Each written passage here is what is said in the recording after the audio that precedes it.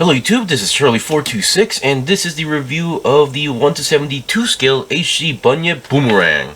Now I am filming this review a few hours earlier than usual because I have an appointment on Sunday, which actually does get in the way of my filming schedule, so which is why I am filming in advance. And for those who haven't watched my last review, which is a SHF Kamen Rider figure review, I did mention it, but I have purchased a new mic and it's currently connected to my camera. So I hope that kind of fixes the sound issue that some people have been pointing out. So do let me know on the comments regarding that. So the Bunyip Boomerang. We actually saw this mech unit on the first episode of Kyokai Senki. Once again, Kyokai Senki is a new mech anime made by Sunrise, and we are getting kits from it from Bandai, so definitely looking forward for it. Episode 1 was pretty fun. Episode 2 should be out, and you should be able to watch it in certain websites. The Bunyip Boomerang is the first mech that the main character fights, and regarding the Byakuchi review, I'm not sure if I mentioned this, but unlike the main character's unit like the Kenbu or the Byakuchi, those ones are actually piloted by real humans on inside the mech. But this one you see right in front of you, the Bunyip Boomerang, in this case this is controlled by AI. There's no actual pilot cockpit in this mech unit. It is actually controlled by it is actually separately controlled by like using other computers and AI stuff. So just wanted to point that out. So let's see what we get right away. So first of all, what you get of course is obviously the mech itself, the Bunyip Boomerang. Now the Bunyip Boomerang has 3 modes. Currently it is in its parked state, so I'm assuming this is usually when it's being like moved around, when it's being carried around in a truck, or sometimes when it's in maintenance. And then there are 2 more modes. One is called the petrol state, and then or the petrol mode, and then finally is the high mobility combat state. So I'll show you guys those later because it's pretty much built in. Each forms are pretty much built in to the kit as well. Equipment wise, now this one doesn't exactly have like arms like humans. This one does not exactly have arms. Every weapon is built in here. So and there is a little bit of a parts forming aspect, but by my standards I'd say it's okay. So number 1, we get these arms. So these arms are basically alternative parts. So if you can see on the Bunyip Boomerang, there are these white parts on the main body. So if you've seen the anime on the first episode, you might have noticed that the Bunyip Boomerang, when they were out of bullets for their mechs, for their guns, they started pulling out these arm-like knives from these white sections. So if you don't, so this is basically, those knives are pretty much for those. And I've just checked with the manual just to make sure that they're just knives. They are actually called knives. They're not like heat blades or anything like that. So yeah. So just looking at these knives or arm knives, whatever you call it. So obviously this ball joint, this part is the part that connects, and then we have a nice movement here. So we have more than a 90-degree bend going on here, and then side to side we also have a nice bend range. And then because of the joint, you have to go 360 on here as well. So you get 2 of those for each side of the arm. So that's that. And then you get these plastic stands. So these are mostly meant for the other 2 modes, because currently in this mode, you're pretty much, the feet area is pretty much, you're using the large sections of the feet, so you have no problems on making it stand like this. But once it's in its other 2 forms, this is the part that that will be touching the ground, and obviously that's not enough surface area. So which is why on these parts you are supposed to slap these parts on so that it can actually hold its stance like that. So that's the general idea of that. And that's pretty much it for equipment. And for stickers, you only get really basic stickers. So you only get 3, which are the head cameras for the mech. So currently you only see 1, but for the other transformations, I'm going to pull this out. But right now, you will be actually seeing this, but you can see there are more of these sensors going on here on the head. So which is why you only get 3 stickers. Other than that, there are no more stickers for that. So I say that's a pretty good plus. And also, this kit does not, like the Byakuchi, does not use any polycaps. So every joint here is pretty stiff. So be aware of that aspect.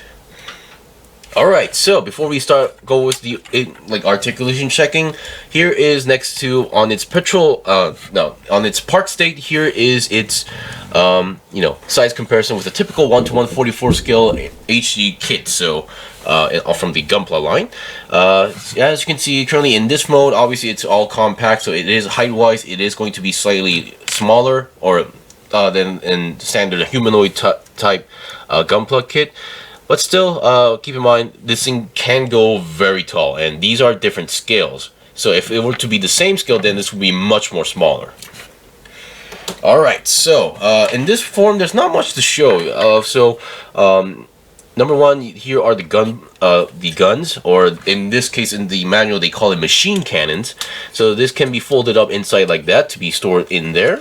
You can move it out to this side as far as as you can go. This is the limit, and then you can go. You can also rotate them 360. Now there is a magazine here. It may look like it can pop out, but no, it's just a built-in magazine. So no way to do that. But we also get another extra bend on the machine cannons here. So yeah, you can pretty much use this as an arm, or if you want to modify it to have it arms, I would assume this is the part that you're going to be using. Now the main body, they can go down that much, up that much, so it doesn't go back as much as you think. And then you can go side to side, about 90 degrees to each side, because it won't go 360 because these parts, this is the part that is colliding. Of course, if you go like this, I assume you should be able to go 360, but once again, you need to kind of understand like which part moves or which part collides. So yeah. And for the legs, obviously this part, I would like to point out the leg area. There's no forward and backward movement going on here. It does look like it may look like it has, but there's no extra joints, just molded that way. So only forward and backward is an option, but it is very stiff, so do be aware. And then going to the side is also possible. You could technically, by looking, let me just change the, so let me just change the perspective here. So yeah, you can kind of go even more like that.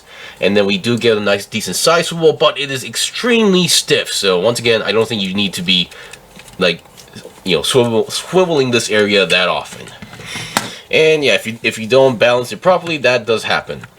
All right, so we've seen in its park state. Now let's go into its patrol state. So it's pretty much simple. All you need to do is just extend the legs like this.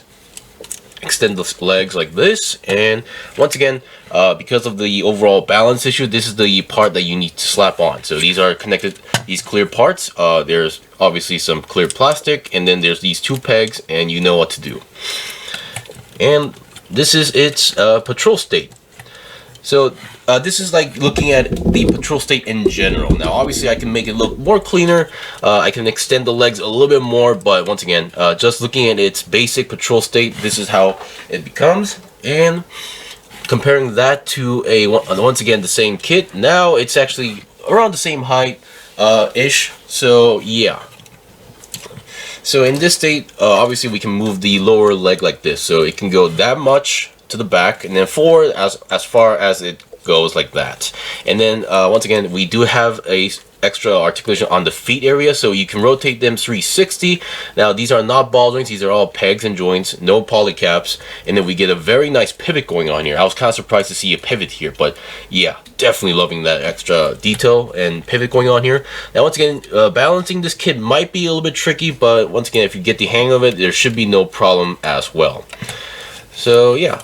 Other than that, there's no changes in terms of the top part articulation. Now, if we want to go into the high mobility state, now the legs here, there's actually another bending, there's another articulation point here, and currently it's locked into place because to go into the high mobility point state, there we go. You need to detach here. There's a peg here and there's a hole there, so this kind of locks the sides and the legs into one like that. So obviously they really put in some consideration not to make any part loose as well. So yeah, you pull these parts out, so basically you separate the side and the lower leg a little bit more like that.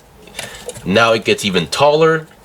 You pull down the guns, and then you pull out the head like that. And yeah, I guess we should sorry about that. So the head is pretty much stored in like that, but you can pull it out very easily like that. Now the kit does get actually kind of taller at this point, so let me just readjust my tripod. And yeah, and just to point out where these the knife arms go, you have to pull these two out So this is the part I was talking about, parts forming. These white parts and then the feet part. Now, it's going to be a little bit tricky to get balance with these two parts because once again, it's not the most well balanced design out there. But if you can pull it out, do let me know, because for now I had some hard trouble. It's not impossible, but not easy. So obviously, so as you can see, there's a hole there. Now it may look like it's like a polycap joint, but no, that's just molded in like that, so it doesn't move. You just plug it in, and there you go. You have the knife arms popped out. Now here we have it in its high mobility state. Now these are, according to the manual, these knives can be only used in its high mobility state mode. So that's kind of an interesting limitation. Now when we compare this to this, now you can see it's getting much taller. So, and that's the even more beauty part of that is I can make this even taller. But before that, obviously the arm articulation is pretty much what I mentioned. You can go, because of the ball joint, you have a little bit of forward and backward movement. 360 is once again technically possible if you know where you're going, and then rotation on the lower part is possible, and then we get a nice bend on the knife arms. So yeah, no limitation on those. A little bit too. So these are usually men used, or at least based on episode 1, they were using this after they run out of bullets. Now for the legs, now because we have more access to this, the articulation range, if it's not locked, you can go back as much as to the point where it can lock, or you can go forward straight like that. And with that extra in mind, you can extend the legs like that, pull down the size even more, and there you go. Now I don't think this is going to be shown in the anime like this, but just wanted to give you guys an idea like how tall this thing can get. And obviously, one more comparison. There we go. You can even put the gym ground type between its legs, so that gives you an idea how tall this thing is when everything is stretched out.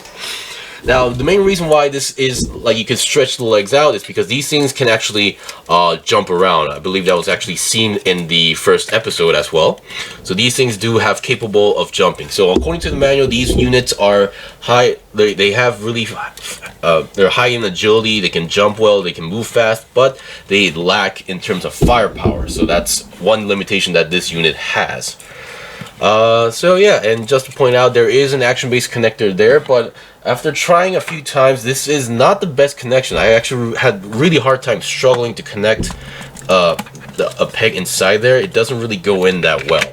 But if you do want to do a jumping pose, yeah, I highly suggest that you kind of, get a longer version to get that, jumping effect going on here, because sometimes the legs, depending on how you angle it, it can actually touch the ground despite being held on an action base. And the only part that we haven't touched is the head. Now the head obviously has extra ball joints here.